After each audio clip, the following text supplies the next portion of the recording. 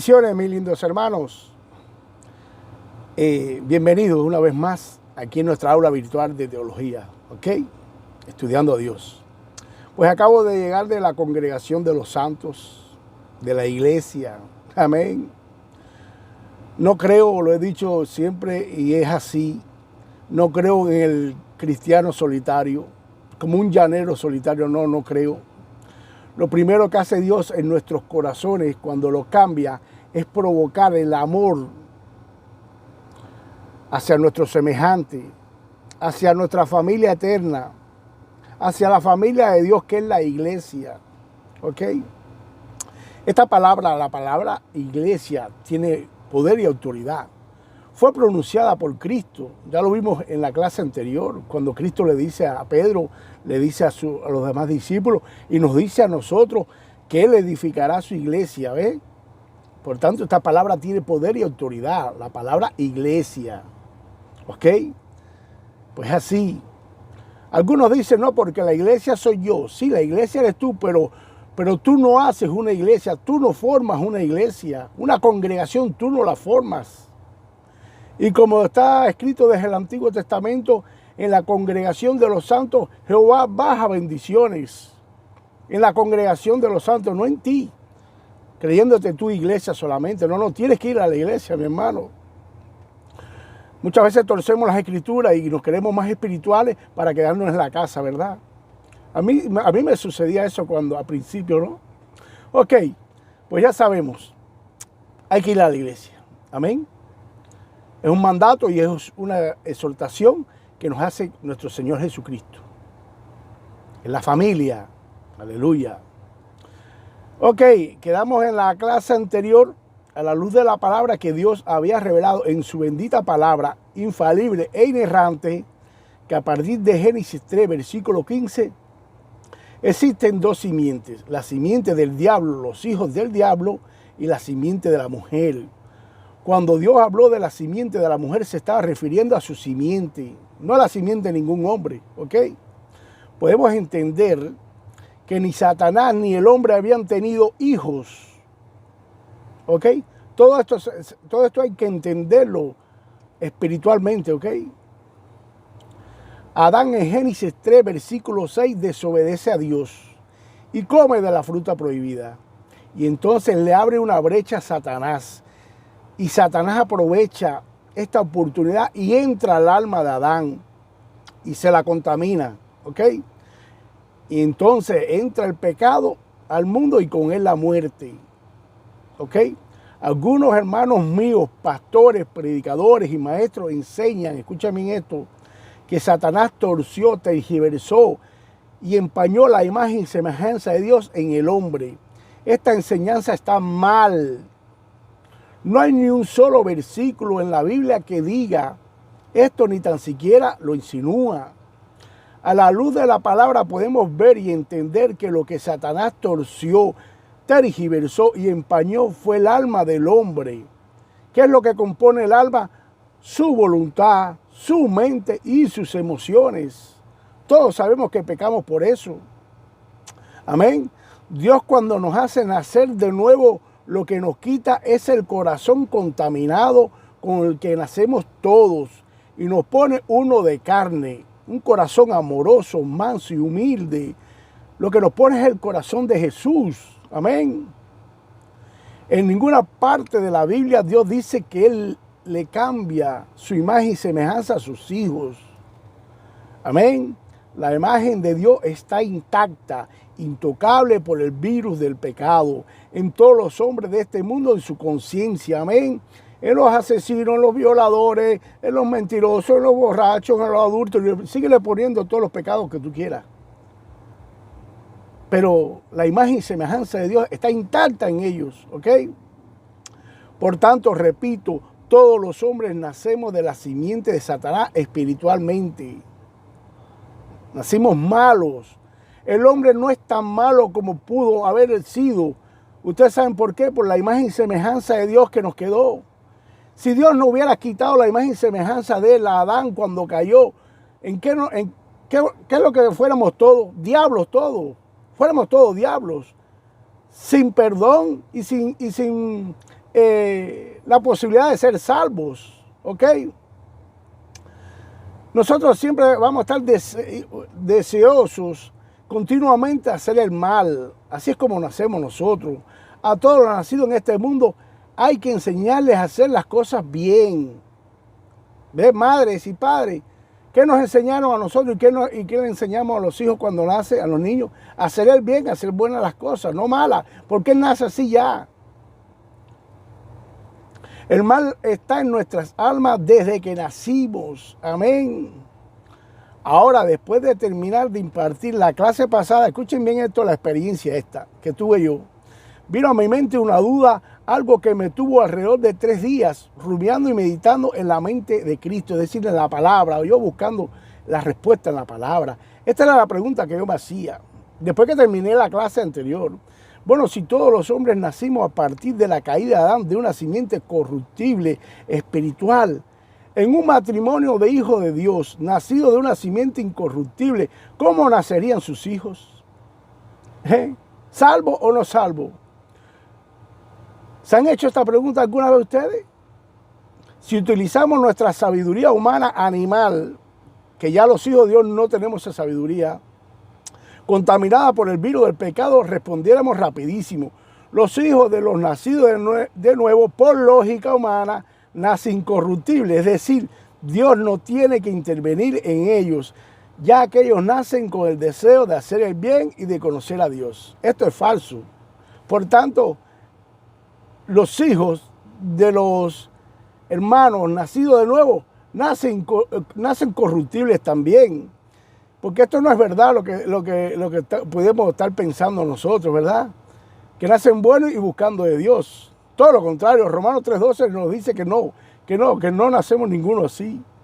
Aunque sí creo que todos los niños y niñas que nacen de padres nacidos de nuevo, de una simiente incorruptible, nacen dentro del amor de Dios, nacen dentro de la palabra de Dios y la escuchan desde dentro del vientre de su madre. Amén.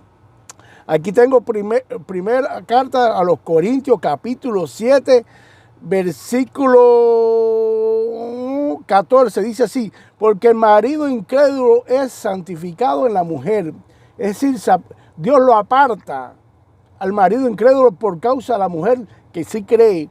Y la mujer incrédula en el marido que cree, pues de otra manera nuestros hijos serían inmundos, mientras que ahora son santos. ¿Qué está queriendo decir el Espíritu Santo por medio de Pablo aquí? Que todos los hijos de los nacidos de nuevo son santos. La palabra santo, ¿qué quiere decir? Apartado para Dios. No es que sean salvos, pero sí son santos. La palabra santo significa apartado, ¿verdad?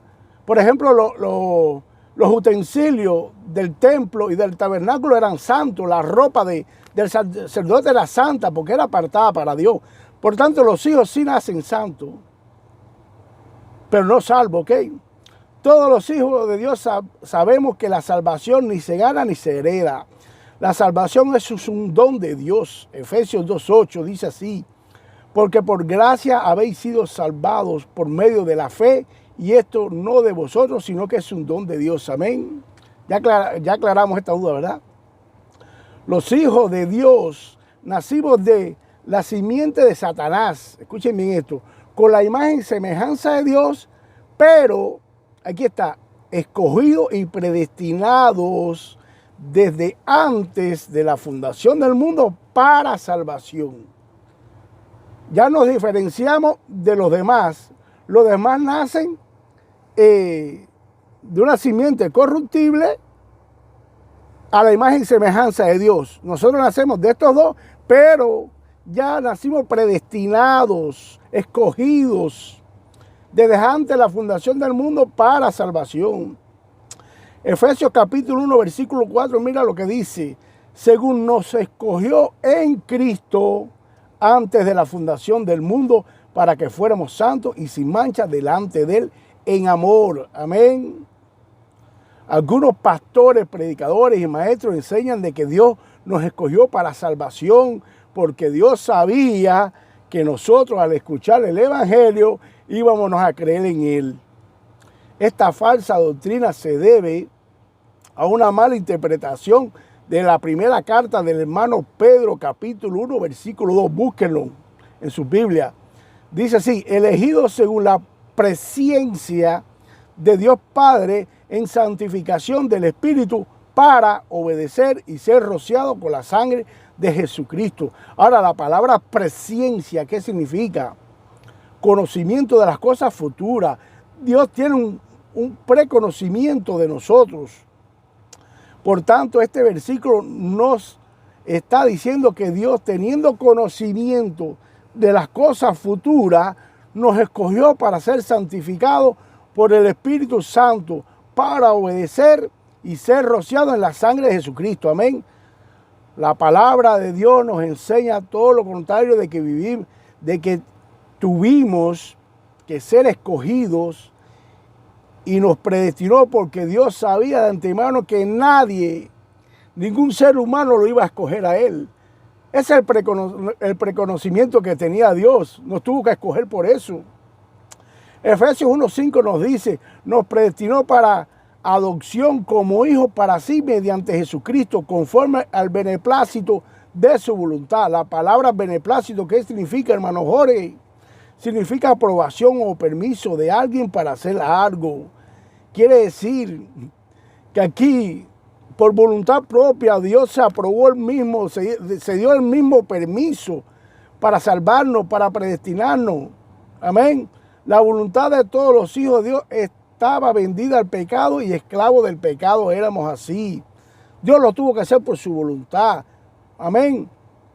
Romanos 7:14, mira lo que dice: porque sabemos que la ley es espiritual, pero yo soy carnal, vendido a la esclavitud del pecado. Tenemos que tener en cuenta que este versículo no aplica a la iglesia tampoco. Ese es Romanos 7, el apóstol Pablo hablando de él cuando no estaba en Cristo. Después viene el capítulo 8, que es la solución de este problema.